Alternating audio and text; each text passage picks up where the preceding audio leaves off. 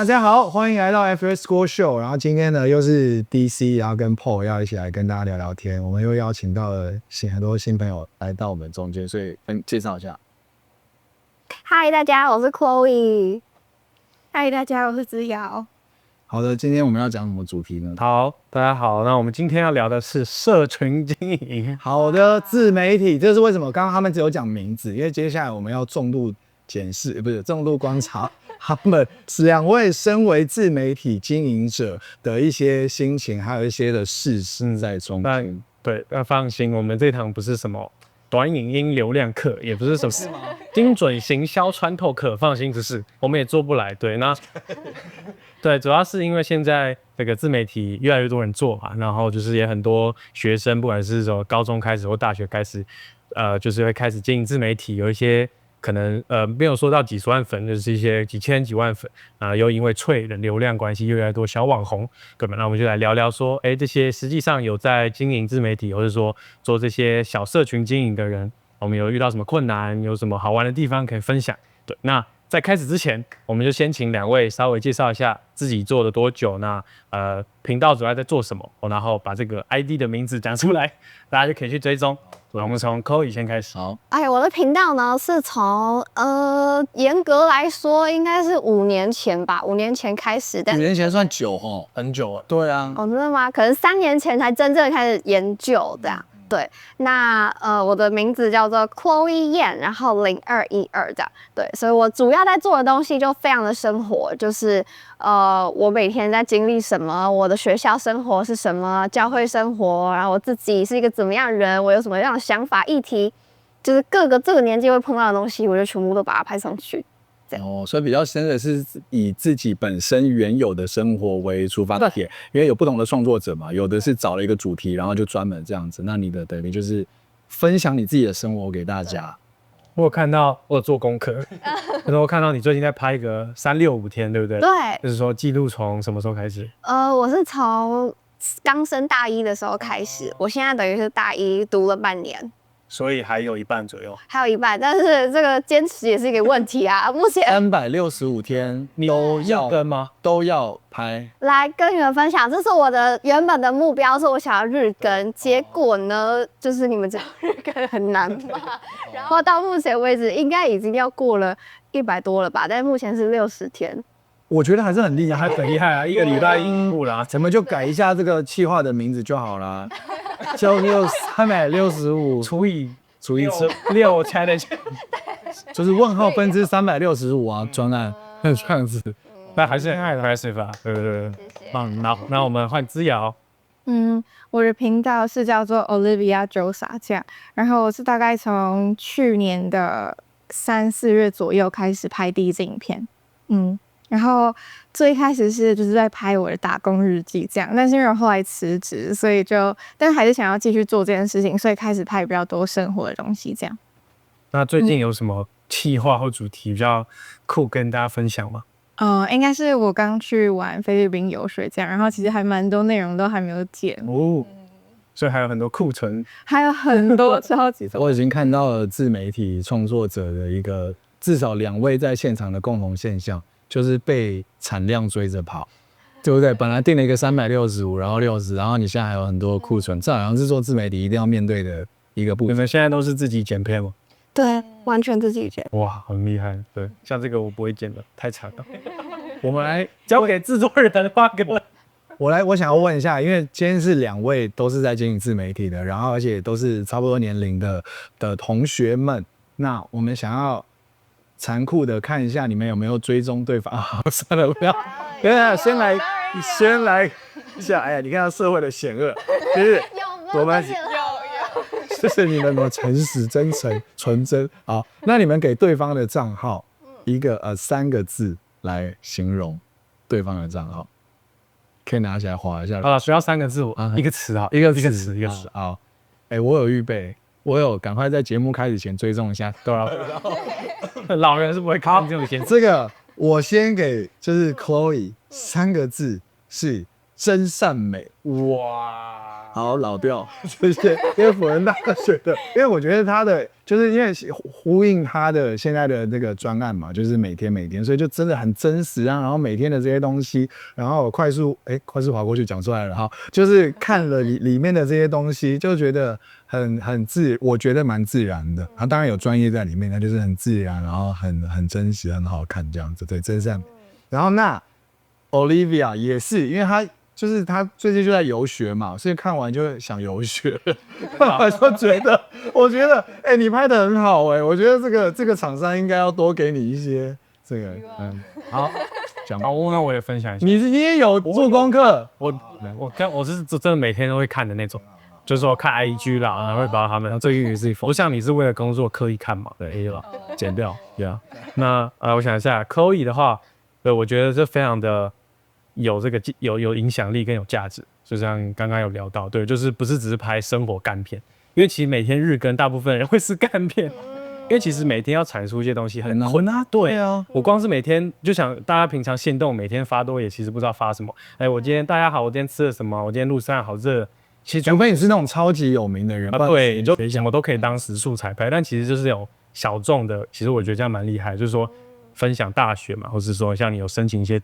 计划嘛，或是我觉得这蛮有帮助，对，很棒，而且是给人很亲切自然的感觉。如果我真的是不是真善美嘛？对，就是我是从来不会用到真善美3个字，因为你没有。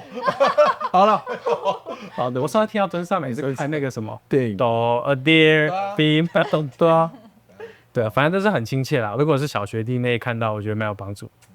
对，那之遥的话就是，对我觉得之遥拍旅游还有这个打工日记很好玩，但它就是比较就是要怎么讲娱乐或是这种有趣的，对，就是觉得哇，就是那个出去玩，然后遇到当地的人蛮不同的风情。其实我觉得你蛮有做这个旅游型 YouTuber 的潜力，对，可以多出去玩。对，我们等一下会聊旅游，也可以继续聊。对，然后像打工日记啊这些都蛮酷的，就是没有接触过的。对，然后就是你的个人比较有魅力。就是很好笑这样，对，所以我觉得一个词哦，你已经讲完一篇文，我讲一个的，可被跳过吗？然后已经精辟的锐评完了。好啊，那先这样啊，那你们彼此对。我觉得如果要一个词形容之遥的话，是阳光，就是有2种阳光，一个是就是实质上的，就是看起来很多那种冲浪啊，然后水啊这种，就是哇，整个看起来就哇好清新哦这样。然后另外一种阳光是，就是你会感受到一种很多力量的那种阳光，对，因为它很多都是有那个功课来的，它很多都是有微笑，所以你有一边讲到自己是什么 smile holic， 是不是 ？OK， 对，说认同。好，那换你。我觉得是。我刚想到的是，就是觉得很有智慧，就是因为我觉得你每一个都是很有就是精辟的讲说，就你这一篇想要表达什么，然后你想要传达的事情是什么，这样。我觉得不愧是这个在做自媒体，然后常常要面对社会大众，我觉得他们社会化的很好。他们就是一点都，让他们词都想得很好。哇，你看你怎么真实啊？不能，我完全想不出一个概括的词。只说我们都讲得很好，对不对？还是？没有，他们俩好 ，OK。其实今天也是要看2位创作者他们怎么样看待同质性的这样的朋友们，同质性的也在创作的人。所以先问一题，就是你们呢第一次明显感觉到，就是哇，有人在追踪我们呢，哇，有人在回应我哎，有人在评论我哎，有人在注意到我，有人在看我哎，是什么时候开始？我3岁还是？我觉得我的话是，原本我的影片都是就是可能家人、朋友、叔叔、阿姨那种在看，然后我就觉得那时候就没有觉得什么，就是那观看次数也少少的。是直到有一支影片是，我在说我申请上大学了这样那支影片，然后呢就开始会有人有一点。那时候就有一点流量，然后我就觉得，开始有一些不是我认识的人在底下留言了。然后到后来真的觉得有人在关注我了，是直到有一次我发了一个关于在介绍我的科系，这样就开始有人会有批评，就说你在那边讲的好像你很开心怎么样啊，你就只是一个可能社会下的实验这样之类的，就会开始讲一些这么政治性的发言。对，就会让我开始不知道怎么回应的这种感觉，就发现哦，原来有人被人关注是这种感觉。什么叫社会下的实验？就是挺像你这种人会讲的话啊，不会吗？管聊的不是会。你之前不是说你就有当酸民吗？我有，我们要来鼓励创作者的，不是。好了，那大家都是社会下的实验啊，我不懂他那句是什么意思。哎，你觉得他明确是恶意吗？我感觉到的是恶意，因为那时候我在讲的是，哦，我很开心我念了这个科系，因为这个科系是等于像是新创的。然后它是我们用全英文授课，像类似像这样，然后他就开始有一些评论说，哦，全英文根本就没有怎么样，它只是一个实验的，像这种意思。所以你感觉到有人在看你、关注你，是当有这个恶意的声音出现的时候，就跳出来。因为以前叔叔阿姨或者是说朋友听力是混意，哦，哎，这个很真实哦。当你在看见的时候，也很可能就是负向的声音、批评的声音来的时候。对。那姿瑶呢？我觉得应该也是从就是第一个比较流量比较高的影片开始，就是你会看到有人开始评论你的，不管是讲话方式，或是发音有没有正确，或是你做这件事的心态怎么样。就是当开始真的会有人就是开始关注你的生活各方面，然后去回应各种事情的时候，就是这个时候你会开始就是感受到很多目光，然后会去想自己做这些就是有没有得体，就是适不适合这样。我好奇为什么发音要被那个？你是有？我现在也同时在看你们的账号，你是有标榜你是什么英语小老师吗？我完全没有啊！为什么要讲啊？你是说你中文的发音吗？哦，中文还是英文的发音？中文跟英文都有，就是会说什么讲话糊糊的，或是不过我马上想到，就是周杰伦也被讲了发音，所以这可能是一个没有啦，是因为台湾普遍比较讨厌是晶晶体啊。晶晶体就是如果讲话带一点英文在里面。其实我们平常就会啊，讲公式都会。那现在比较没有，现在比较没有。对，那主要是他也要有一点 ABC 腔啊，我觉得。对，就会被这样讲。对啊，但至少没有啦，跟那个什么差很多啊，跟那个重量啊，这不要像家里那么夸张就好。你都专挑一些很那个的，好，趁他流量继续。好，那我想一下。那有没有一种内容是你只敢发在个版？因为你们应该都有稍微区分一下，比如说朋友看的，或是说公开的。那有什么是你觉得，或是说你怎么去区分什么要发在公开，什么发在私人，或是什么自由，什么公开？你们有分吗？那你先讲。应该是就是有可能比较容易有两边很不一样的声音的议题的时候，就可能不太会发公开这样。就避免那种太争议性的东西。对，太争议性的东西就不一定会发。我自己是我没有任何一个另外一个账号，就是我只有这一个账号。然后真的说要自由有自由，但是什么时候发自由呢？可能真的就是那种想抱怨的时候，这种，然后可能不需要大家知道，我不需要那么多人陪我取暖，那时候我才会发在自由。但是我一直很希望我的账号是真实的，所以我就是什么都放在大家都看得到的地方，尽量这样子。有没有在大家都看到的地方抱怨过？我是觉得我不太喜欢让大家知道我的这太多那种负面，我觉得没有必要让那么多人知道这些东西，所以真的说抱怨，我看连自由都很少有这种抱怨。对，真的要我就留给我自己跟身边真的很近的人，这样。抱怨都是就是争议性的，然后是太负向的东西。因为像社群媒体，大家也不是说诟病，还有一个特质就是大家只会挑好的发嘛。对，大家会发自己最风光、最卷、最成功的一面，但是可能有时候躲在家里哭或什么会发。那假如对你来说，好了，如果是真实的话，假如有一天你遇到非常大挫折，你觉得你会发出来吗？我觉得我会耶，就是我觉得挫折也是就是你的一部分啊，所以这种挫折我也是很乐意分享的。对，但是如果要说什么我真的不敢发的东西，或是也不是说不敢，就是没有必要让大家知道的，例如说我现在房间有多乱，你们有想看吗？你们没有想看吗？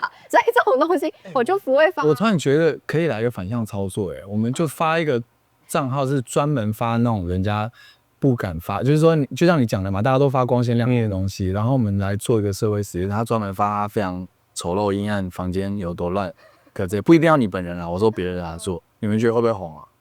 会啊，因为啊给的那样够真吧？对啊。那我问看我朋友那个邱泽，他有没有愿意？不愿意。那 OK， 假如今天你是这个挫折到哭了，或者是发脾气，然后你发上去，然后有人说啊在哭什么啊？对，一定会。我跟你讲，我做够红的话，一定因为大家就是这样都会这样觉得，就是你开心你发开心就很正常。对，那如果你发负面，大家就开始更酸。你觉得你这样会怎么？假设问题，哇，我觉得你会不会到真诚到愿意分享出来，然后去承接这些东西？我是觉得也要看当下的心理状态吧。如果我那个真的是我已经难过到我觉得人生怎么办那种时候，那我还要在那边接受网友留言的，先算了这样。也是自己的角色这样。但是我也看过很多就是那种分享说他被裁员了或什么的，所以大家也喜欢看那种啊，就是可能是你人生低谷，但是反而大家觉得很有趣这样。对，报喜不报忧，报忧不报喜。好，那想问说，你们觉得经营社群，就说最累的地方是没有流量，就是说啊发什么没有人看，或是怎么样，还是说发了之后的那个社群的焦虑、舆论的压力这样？最烦恼是？我们先问思瑶。我觉得感觉我的回答感觉有点没有在那个里面，但是比较像是心态不对的时候做这件事，就会把自己弄得很累。就如果就是我刚开始做的时候，就有点像是我想要接很多业配，然后有很多流量这样，但是我当时的心态不对，所以就会让我做这件事情的时候，不管是剪影片或是发东西的时候，都会觉得很心累这样。但是后来就是慢慢调整心态后，觉得累的地方应该就是剪片而已，是要花很多时间去想说你要怎么架构整个影片这样。很健康耶，把他心态调整完以后，累的就是那个，你最新一个影片那个是不是业配？有没有？是没了，那么明显谁讲呢？没讲，第一是没差，大家都看得到啊，账号上面是不是？很明是没错，塞，不错那个谁会每次去康士美发？真的吗？还拿了那个你没事就放一个魔爪。哎，这是我真的。哦，好，那你回答，你 pass 就是比较这个。我觉得怕的，我自己的经历，像刚刚有讲到那个365天嘛，我觉得那个为什么会，我最开始真的有1个月的时间是每一天日更，然后后来让我开始有一点心累的是，我发现我好像在应急内容，就是我那天可能明明没有发生什么特别的事情，但我就是要硬是要想出一个，甚至可能那一天我晚上11点多才回家，我也是要在书桌前面想到为止，然后拍完为止，然后剪完为止。我觉得那个真的让我很崩溃。对，所以后来我想说，好像就放过自己吧。然后放过自己之后，反而有一些的内容大家也太喜欢啊，还不会是那种我硬逼着自己弄出来的。你们以前有追过圣结石吗？我没有。那他们觉得没很凶过。我小时候这个圣粉。每天放学准时看，他是日更超强，他日更了很久，那种对嘛，大家都嘴炮，他是自制型的嘛，对不对？对，没有，不是我怎么娱乐型、搞笑娱乐型的？对，我们小时候小学生偶像嘛，圣火玉尊引导了很多个，小玉被关了嘛。哦，那是几个圣节日更，他们竟然已经不知道 ，Oh my god， 你知道吗？请问 Danny 我知道，你知道？因为他是从小就想要当对了，对，然后这个现在。几乎都没在做了，那圣结石也很早就停了。对他最近又复出，但他我想的不是圣结石啊，我想的是啾啾鞋，啾啾鞋是那个是另外一个啦。对啊。好，那刚刚姿瑶跟 Chloe 都有提到这个业配嘛，追问一下说有什么是业配进来之后会让你犹豫一下？就比如说像康士美嘛，或者美妆这个就相对还好，对，毕竟就自己也可以用到，也可以拍没什么影响，但一定会有一些比较。跟自己冲突的，你会分享一下这些经验或心路历程？我觉得对我来说，因为我刚一直强调我喜欢真实嘛，其实美妆也会有很不真实的哦。就比如说，它会规定你在脚本里面一定要讲说，这个我已经用了第3瓶了，然后我感受到它就是有什么很明显的改变。可是如果我就是没有，然后他硬要我讲这个，我就觉得我没有办法说谎。这样 ，Daniel 最讨厌的人。我们这一集只有2个来宾，好，不要搞得有第3个，一直找 Q 他。对啊，这样。我觉得也有一部分是那种制式化脚本，就是不真实，然后还有不先给产品试用，就是你一定要拿产品，就是一定要拍。还有就是就是不能接受就是讨论报价空间，就是这3个点，就是这了解。所以互惠的你不接，误会就报价没有，那听起来都比较像是合作细节，所以都没有那种公司或产品是你们超级抵触的啊。比如说赌博好了，假如今天有个博弈网站叫你们打广告，叫你们业配，但是呢，当然嘛，他直接给你200万，一个端赢200万，你们会怎么想？那我先说，我们可以接哦，不是，没有，我们还做这个财富遗产哦。我是觉得我还是不可能接啦。我想想看一个，我之前曾经收过一个是关于塔罗牌的，但是这跟我的信仰冲突，所以我当下是看都没有看。我觉得这可能就是跟我这个人冲突太大了。那可能我的粉丝们也都是跟我有一部分是相同的，他们认同我的某些价值观。那如果我去接了这个，那他们也没有想看啊，那我以后就没有未来了。所以我觉得这种就算他再多钱，那我也没有未来，我要毁掉我的这整个生涯的话，那就算了。这样指导追问核心，如果你接了这个塔罗牌，结果你的粉丝是超过变你现在的10倍，接吗？不接。魔鬼的交易。其实我真正的好奇是塔罗牌，他需要什么？他要你怎么帮他？我就没有细节去看他。很准哦，然后或者是什么命运的翻转之类的，好特别，我没听过这种的。那你有什么？我有想到一个，感觉女生创作者应该会就是有接过像是就是私密衣物或是泳装这种，就是如果你确定你要接的话，就代表你要把这样的尺度带进你的账号里面。我觉得是你要思考很久，就算他给很多钱，还是要认真思考这件事。对，了解。那我觉得这延伸到一个问题，就像刚刚 Chloe 讲的，他觉得如果他拍某个东西或是接某个业配，就会变成说跟他个人、你自己这个人或者这个品牌连接在一起嘛。对，那想问你们说，你们觉得说你们想要带给大家，就是可能5年后一样讲5年，或者是未来大家会记住的是你这个人、你们这2个人，或者说你们拍的东西，你们觉得你们比较喜欢哪一个？因为这可以是分很开的吧。像如果假如你做这个大学升学主题，对，那大家可能是真的对你的内容知识很有帮助，把你的笔记记下来，但他不记得你这个人。还是说反过来，还是记得哇，你这个学姐怎么样？但是其实对你内容不太确。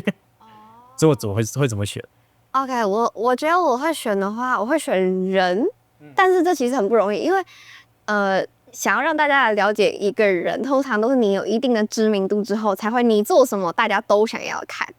对，但是通常，所以我觉得我自己的开始是我先去做一些大家有兴趣的议题，让大家来认识我，之后我再可以慢慢传达一些我想要传达的东西。因为我觉得我的目的不只是想让大家得到知识，因为我觉得现在知识太多了，就是你上任何一个，你打开你的 Google 或什么的，就是都是知识，不缺你一个。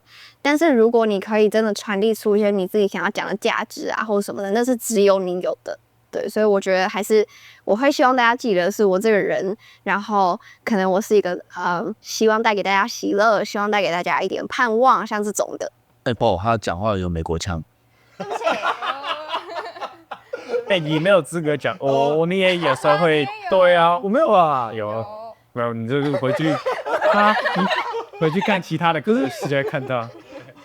我觉得这个其实对不起，我硬要呛你，可是我觉得我是很认同他刚才讲的这个东西。比如说 After School Show， 就是我应该说你刚刚讲那个知识，很多地方都有这件事情。我们也不是要来跟大家，我们在这个地方也不是想要跟大家比知识的多，或者是稀缺，或者是什么。我觉得我们想要提供给大家一些不同的真实的声音，就是 After School Show 不是要教大家一个对或错，可是更想让大家听到，他们都是学生啊，你也是学生啊，然后你的生活是怎么样子，怎么从他们的生活里面可能有一些的应对，可能有一些的反应，或者说想到一些什么事情。比如说今天刚好我们邀请到2位都是女生的创作者，我也在想其实等一下搞不好你们介绍一下你们有没有在追踪的男生的创作者，可能也是你们这个阶段的，然后搞不好我们下次也可以邀请他们来分享，来聊聊天这样。所以谢谢你刚刚讲那个，我觉得是要指出我们是希望把真实的声音，那个学生的真实的声音被听见，然后也很想听见你的声音，所以你就欢迎你在下面可以跟我们聊天啊，丢一些问题，或者回应我们在这里聊的一些的问题。对，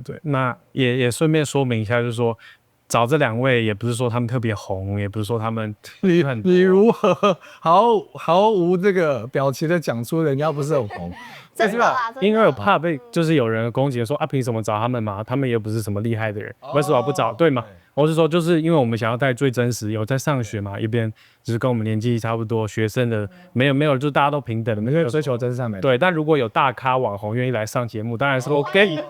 对吗？当然 OK，所以但是请大家就也不要特别有什么眼光或者什么来看，我们都是教最平常普通的学生来教你想要。对，那我们回到刚刚问题，换之遥就是这个个人跟内容的选择。我觉得我也是个人，然后我也希望带出就是很阳光的感觉，然后还有一部分是我是做自媒体到一半，就越来越发现，就是我觉得做这件事让我开心的是，就是会有一些网络上不认识我，就是只有追踪我，但是他现实世界不认识我的人，就是他们有点把我当成就是一个避风港这样，然后他们遇到那种他们不敢跟家人、不敢跟朋友分享的事情，就是来跟我分享，然后或是问我说，如果是我遇到的话，我会想要怎么解决。所以就是很开心可以就是被大家问这些问题，然后成为一个他们信任的对象这样。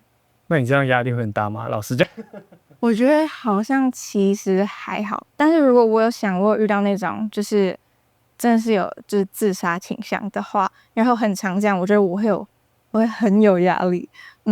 了解。这边好像可以提供一些我们的那个 know how。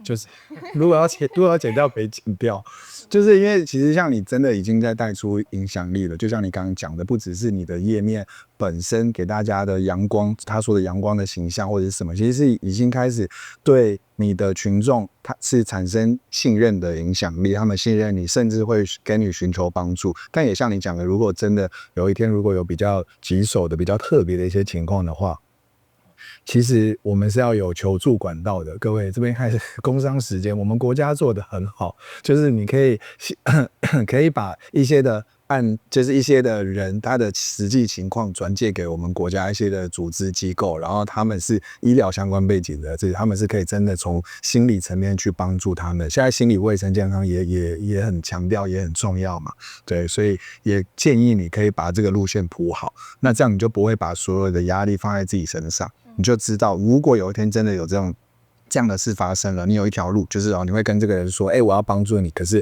我没有办法自己帮助你，所以我会把你这样子转到我们国家的某个单位什么什么这样子，觉得你也就先开了一条路，不会到时候给自己压力太大。对，因为你在做很棒的事，我觉得你需要好好的被支持，我们的国家就是你最好的支持。这很棒耶，这超棒的。好，那我觉得我想问都问完，我想要一样，我们2位互相聊一下。好，说一支对对方最近、对对方最有兴趣的一支，康在账号里面不一定要短音，但是任何的，然后就看一下问什么。考验时间来了，没错，像之遥那时候因为我是很久以前就认识他，就比较之前，我记得那时候红就是拍那个你说健身房打工嘛，对不对？我想问你，那时候拍的时候其实我有被他介绍去那个健身房，真的耶，那超好的，对，因为他那时候在那边有业绩什么，我就去，后来就退掉，但我确实有买课程之类。那时候一直叫他不要买，你好像你钱包大骗套。等一下，他如果定了，然后又退掉，对你会有什么影响吗？不会啊。那其实我买了也对他没什么影响，是这样。对啊，没有佣金什么，就是有点难讲的一个复杂的问题，就那谁讲别讲？没有，我只是想问说那时候拍这些啊，有没有被公司那边说规定要怎么拍，或是有什么他有讲什么吗？我觉得是他们知道我有拍这个东西之后，就一直想要就是用我的账号去宣传他们的各种现在的活动啊，或者是什么。然后我原本每天上班的工作就全部变成拍影片这样，其实蛮累的。后来没有答应太多这样。没有，因为其实我觉得这样不符合就是我要工作的内容。那一次的也不能说对了，那次算爆红，就是让你流量整个账号开起来，你的感想是什么？竟然是拍这种东西。对啊，其实还蛮开心，因为这个是我第二支拍的，然后就有流量，我觉得很棒。然后也因为这个账号，所以带我做很多不一样的事情。但是最开始其实调整心态的过程真的花很多时间，因为我有点不太确定我有没有想要做这件事情，或是一直做下去这样。我想要特别问你的是，因为很多可能大部分人他还是慢慢的有一个起步的过程。那就像你刚刚讲的是，你是一个一夕之间，可能甚至才第一支、第二支影片就突然爆红，那你要怎么定位你自己？因为你接下来也就辞职了嘛，就等于不是就你接下来没有这个让你爆红的这个工作了，那接下来你怎么样去定位你自己，然后你怎么去调试接下来该怎么办这样？哦，我觉得是，最一开始辞职后，其实也有点就是不太确定是接下来要怎么继续做。但是我后来发现那个影片就是蛮多人是喜欢那个，可能是我把无聊的生活拍得很有趣，所以我就自己觉得他们应该是喜欢我这个人，所以我就觉得我应该可以拍更多日常的东西。那我再问一个好了，说，你们觉得，因为我们主题就是主角是学生啦，对，那就说你们觉得学生创作者跟专业的创作者，对，那这些专业的不一定说要这样很红，但就是有人已经毕业了嘛，他们全职做这个，差别在哪里？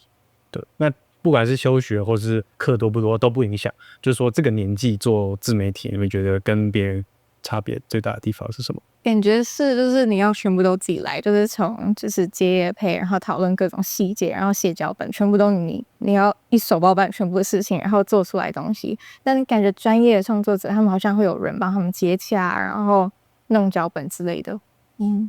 其实我觉得对我来说，我现在在以学生的身份做这件事情的时候，我是没有什么压力的，因为我不用靠这个说我一定要每个月赚多少我才养活我自己。但是可能如果是一个职业的他在做这件事情的话，他会有一个这个压力在，所以现在对我来说，我是很还是可以很热爱这件事情的，因为我没有这个压力。我今天不想拍，我就不用拍，对，所以我觉得这是差别吧。有没有那个我想问啊，就是有没有你如果完全不在意流量，然后你很想做的主题系列或者是什么？有没有？如果完全不考虑流量的话，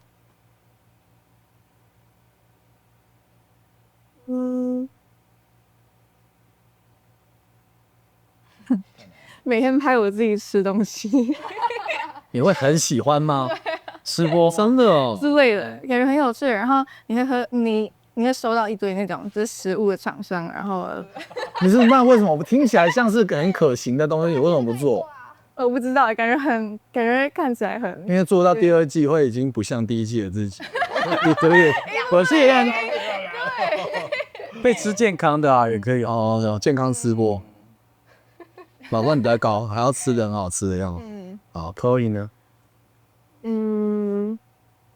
我还没想到目前拍的都是自己，也可能对啊，也可能代表对啊，对，因为它是真实，对，我现在就经历什么拍什么。没错。好，就是两位，那目前都算是也是经营一段时间了，不管是有1年、有3、4年，那觉得自己未来的方向会是什么？对这个账号或者说这个个人的品牌，多未来5年后还是5年有点久了，对于自媒体来说可能不会那么久，那你可能就3年、两3年，你看哪会？我觉得对我来说，这个账号它就是跟着我一起长大，因为我在拍的东西是生活，所以我遇到什么，那我就是记录什么。所以我觉得对我来说，可能有一些跟我同年龄的人在看我的东西，然后他们会看到的就是哦，原来现在我还可以做些什么事情，可能会是这样的角度。然后也大部分的人可能是比我大个10岁左右，那他们看到我就会觉得哦，好年轻哦这样。那现在这个阶段，我带给他们是这个。那我在渐渐长大之后，我觉得带给大家可能会不一样啊，可能是我就可以有一点点的一些经验，或是怎么样不同的大学的生活之类的，都是可以成为一些学弟妹们的帮助，或者就是我觉得简单来说，就是它是一个跟着我一起成长，那看的人也会来来去去都没有关系，但是只要对于现在的你有帮助，那我就觉得哦，这就是有意义的，这是我想继续做下去的事情。所以有机会一直追，就是你会一直更新吗？陪着你长大，有机会追踪到你成家立业，说不定有机会哦，我也希望。这还蛮热心。说交到男朋友，然后就发，好开心。可以哦，可以哦。我真的有一个朋友问过我说，会不会有一天你的影片就是在讲这个？我说啊，说不定啊。这里的朋友都还不知道你交往，然后社会大众先知道。这也不会。哎、我有一个朋友，他不算网红，亲戚朋友好，然后他是有一次受重伤然后出车祸，就不是出车祸，就是受重伤到送医院，坐救护车去医院那种。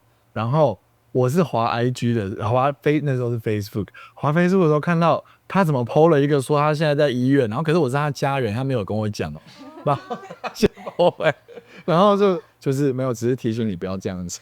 不会的，不会的。行吧，可以的。为什么？你受伤后第一件事情想，我跟大家讲啊，大家就是在社群媒体相关，我不会想要去赖发给每个家人啊，很麻烦嘛。我跟他是很家人的家人的，然后算了。好，所以他乐于分享，所以可以看见自己未来还是继续分享自己的。要呢？感觉还没有一个很明确，就是未来的目标吗？或是对这个账号的期待？感觉是分享我生活发生的事这样。那你们有考虑 collab 一下？哦，现在不是就在对啊，这一支到时候发的时候，应该也可以协作者之类，说看他们愿不愿意。可以的，我们现在不是在施压他们，把我宣传？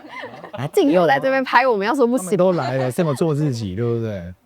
好，今天这个社群经营，其实大家都会，可能我觉得很多学生、很多同学，你都有想做这件事。那今天就2个活生生的例子在这边，然后他们也都是有的是因为一个爆红，然后有的是因为可能生活上真的有很多事情想分享，所以都可以有机会走上这条路。我也其实很想鼓励大家，因为就像我们也不是要教什么那个社群养成术啊，或者是什么。其实今天可能更想鼓励大家跨出去做你想做的事情，或者是你想尝试的事情。